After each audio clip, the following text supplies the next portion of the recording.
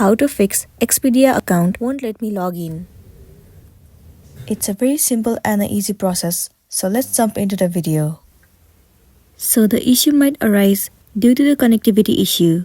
In that case, what you want to do is, you have to check whether your internet connection is stable or not. So make sure that you are connected to the stable Wi-Fi. Once your connection is stable enough, the next thing you want to do is head over to your app store. Here in the source bar, you have to search for Expedia. Move into this app. Right here instead of open, if it shows the option of update, then your application is not up to date, and it might be one of the reasons that you are facing this issue.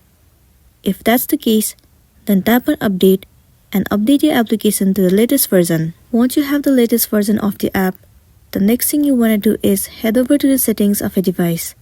Move into General. Head over to iPhone Storage. In this page, search for the application Expedia. Once you find it, head over to it. You will be landing on this page. Right here, tap on Offload App. Once again, click on Offload App. Offloading app means clearing the cache and the storage of the application. It will remove all of the unwanted bugs and make your application run smoothly.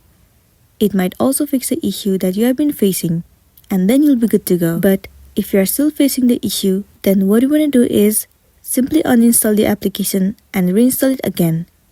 Reinstalling the app will definitely fix your issue, and then you'll be good to go. So that's all for today, and this is simply how you can fix Expedia app won't let me log in. Make sure to smash the like button and consider subscribing if you found this video helpful. We'll see you in the next one.